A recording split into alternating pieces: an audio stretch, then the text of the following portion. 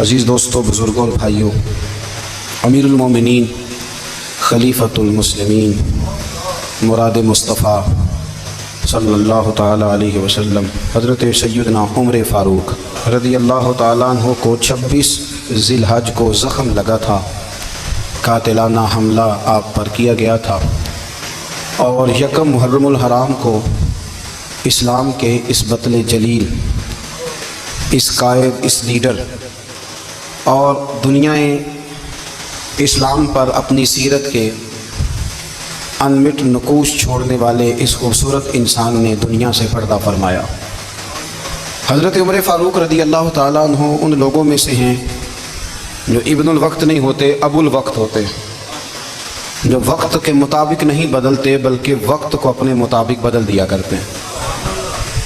یہ وہ لوگ تھے کہ دین ان کا اوڑھنا بچھونا تھا، ان کا چلنا پھرنا دین تھا، ان کا ہنسنا اور رونا دین تھا۔ انہیں علم الیقین سے لے کر عین الیقین تک ایک خاص مقام اللہ نے عطا کر دیا تھا، تو بس پھر یہ سمجھ گئے تھے کہ دین ہی زندگی ہے، دین ہی روح ہے، اور دین ہی ہماری اصل ہے۔ نبی کریم صلی اللہ تعالیٰ علیہ وسلم نے فرمایا کہ میں نے خواب دیکھا ہے، کچھ لوگوں کو میں نے قمیضیں پہنے ہوئے دیکھا، کچھ کی قمیضیں ناف تک تھیں، کچھ کی پیٹ تک تھیں، اور کچھ کی گھٹنوں تک تھیں۔ عمر، میں نے تمہیں بھی دیکھا ہے، تمہاری قمیض تو پیروں سے ٹکرا رہی تھی۔ تو حضرت عمر کہنے لگے، حضور خواب کوئی دیکھتا ہے، تعبیر کوئی بتاتا ہے، پر یہاں کمال یہ ہے کہ خواب بھی آپ نے بتایا ہے، تعبیر بھی آپ ہی بتائیں گے۔ حضور پھر بتا دیں اس خواب کی تعبیر کیا ہے؟ تو حضور نے فرمایا تعبیر یہ ہے کہ کسی کا دین ناف تک، کسی کا گھٹنوں تک، کسی کا پیٹ تک، اور عمر تو سارا ہی دین میں لپٹا ہوا ہے، تو سارا ہی دیندار ہے، سارا ہی۔ حضرت عمر فاروق رضی اللہ تعالیٰ عنہ آئیڈیل ہیں، ایک ہیرو ہیں۔ ان کی زندگی کے درجنوں پہلو ہیں، ہر سال ہم ایک پہلو بیان کر دیتے ہیں، کبھی عدل و انصاف پہ بات کر لیتے ہیں، کبھی نظام حکومت پر۔ ان کی زندگی کا ایک پہلو آج بھی ہماری گفتگو کا عنوان رہے گا، پر حضرت عمر کا مرتبہ اور مقام یہ ہے کہ نبی کریم علیہ السلام نے فرمایا کہ جبریل امین 950 سال میرے عمر کی شان بیان کریں تو عمر کی شان ختم نہیں ہوتی۔ 950 سال اگر حضرت جبریل بھی بیان کریں تو یہ مقام ہے سیدنا فاروق اعظم کا۔ اللہ تبارک و تعالیٰ نے جس طرح سارے نبیوں میں شان حضور کو عطا فرمائی، اسی طرح تمام نبیوں کے حواریوں میں سب سے زیادہ شان حضور کے غلاموں کو عطا فرمائی۔ قرآن مجید میں اللہ کریم نے فرمایا، یا ایھا الذین آمنوا قوا انفسکم واہلیکم نارا، فرمایا اے ایمان والو خود بھی جہنم کی آگ سے بچو اور اپنے گھر والوں کو بھی دوزخ کی آگ سے بچاؤ۔ خود بھی بچو اور اپنے گھر والوں کو بھی۔ کس کو جی؟ ہماری ساری نصیحتیں باہر والوں کے لیے۔ باہر ہمیں بہت بڑا لیکچر بھی دینا پڑے تو چلتا ہے، بہت بڑی داستان سرائی بھی کرنی پڑے تو چلتی ہے۔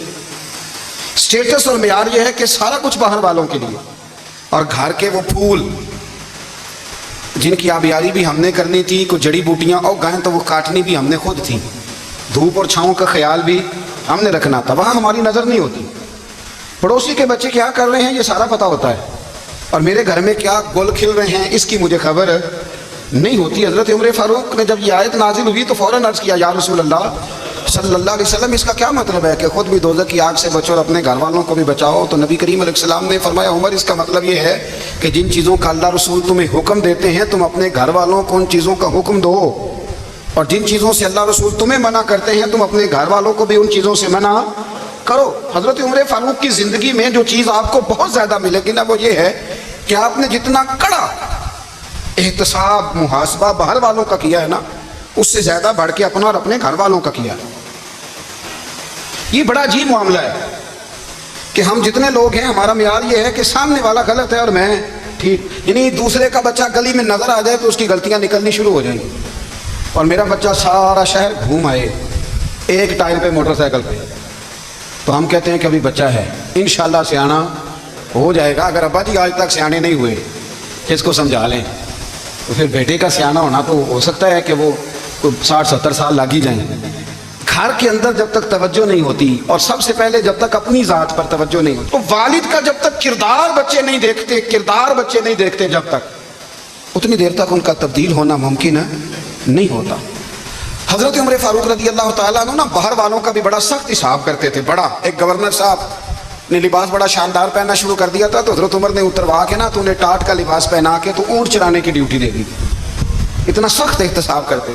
کسائی کی دکان پر بھی 1-2 گھنٹے کھڑے ہوتے تھے. جو آدمی مسلسل 2 دن گوشت خریدتا تھا نا فرماتے تھے اس کا ٹیکس بڑھا دو, لوگوں کو دال نہیں مل رہی اور یہ روز گوشت کھاتا ہے.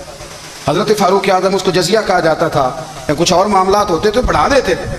مسلسل جو 2 دن آدمی گوشت کھاتا تھا فرماتے تھے مدینے میں غربت ہے, اگر یہ والا نظام تم کرو گے تو غریب لوگ کس کی طرف دیکھیں گے. لیکن اس سے زیادہ بڑھ کر جو ان کی زندگی کا معیار اور سٹیٹس تھا وہ یہ تھا کہ اپنے گھر کا خاص خیال رکھتے, خاص توجہ کرتے. ملک شام سے اور ایران سے کچھ لوگ آپ کی خدمت میں آئے تو وہاں سے کچھ کنیزیں بھی آئیں. ان کے بادشاہ پیغام لے کے شاہ ایران کی کنیز کو ملکہ نے کہا کہ نا حضرت عمر کی زوجہ کو دیکھ کے آنا ذرا کس طرح کی ہے. ہمارے ملک میں کیا کہتے ہیں خاتون اول, جی خاتون, باقی سارے دونوں میں خاتون اول, ذرا خاتون اول کو دیکھ کے آنا. تو وہ جب آئی نا گھر میں ملنے تو کہا کہ مجھے میری ملکہ نے کہا تھا کہ عمر کی زوجہ سے اہلیہ سے ملاقات کر کے آنا. تو حضرت عمر کی اہلیہ نے نا ایک جوڑا کپڑوں کا دے دیا ملکہ کے لیے اور ایک خوشبو کی شیشی دے دی. اب جب وہ تحفے وہاں گئے تو اس ملکہ نے نا کچھ سونے کا سامان بھیجا, کچھ زیورات بھیجے, کچھ تحائف بھیجے. جب حضرت عمر کے گھر آئے نا وہ خادم لے کے آیا, اس نے کہا جی آپ کی اہلیہ نے تحفے بھیجے تھے. تو جواب میں شاہ ایران کی بیوی نے یہاں جس ملک کا وہ سفیر تھا انہوں نے بھی یہ بھیجے. تو حضرت عمر فاروق نا وہ تحفے لے کے گھر گئے تو جا کے کہنے لگے اپنی اہلیہ سے یہ تو کب سے تحفے تحائف بھیجنے لگ گئی ہے, یہ کب سے نظام شروع ہو گیا.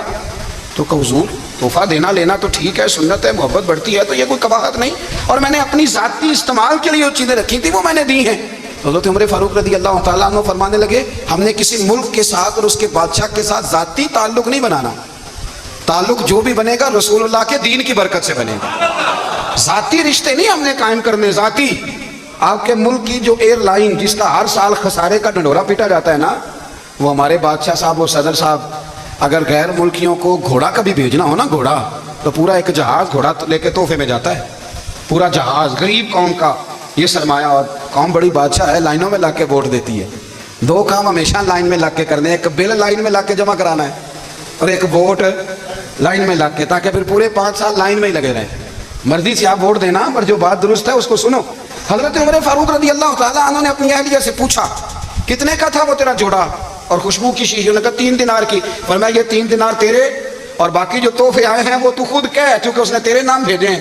تو کہہ کہ میں مال غنیمت میں دیتی ہوں, تو کہہ میں مسلمانوں کو کہہ. تو زوجہ ہنس پڑی, کہنے لگی میں نہ بھی کہوں تو مجھے کہنا تو پڑے گا ہی, کہنا تو میں نے ہے ہی, کیونکہ سامنے عمر فاروق ہے, لہذا فرمایا کہہ دیتی ہوں میں نے دیا خزانے کو. حضرت